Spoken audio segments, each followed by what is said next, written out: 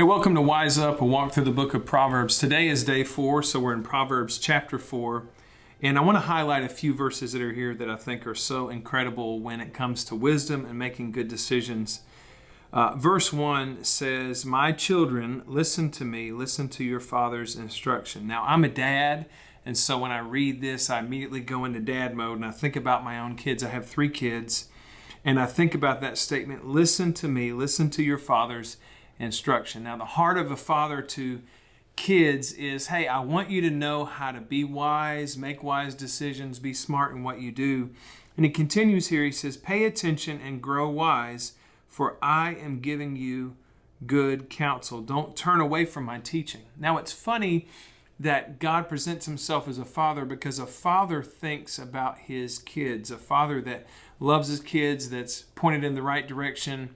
You know, even for me, like I think about my kids, and I find so much enjoyment in watching my kids do things, often more than doing them myself. And so my wife and I were joking. We went to the beach earlier this year, and I just got so much enjoyment sitting in the sand, watching my children be creative and have fun, and watching them problem solve and dig holes and sling sand at each other and chase each other with jellyfish. Boy, that's the good stuff. And so every now and then I had to intervene and stop it because I have boys also. But it just made me think about how God is such a good father, and he's saying to us, hey, pay attention, listen to your father's instruction, and don't turn away from it. I want you to make a wise decision with your life, with the things that you do. Now, for this series, we've said that wisdom defined is the appropriate application of information. We all have information. We all have opportunity to apply it. We need to apply it appropriately. And so as a dad to my kids, I think, hey, they don't know what I know or understand what I understand. So they need some help and some guidance. And the reality is, I don't know what my Heavenly Father, what God, my Creator, knows about me and about life. And so I need Him to help me make wise decisions. So this is why we're pursuing this together.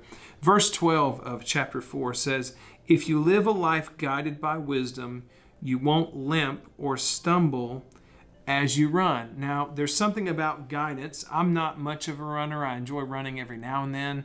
I run if I have to, if I'm being pursued by a wild animal or I'm heading towards free food, then I might run pretty fast. But this says here, if you live a life that's guided by wisdom, when you're running, you need sometimes a guide or a purpose or a path or a place that you're going.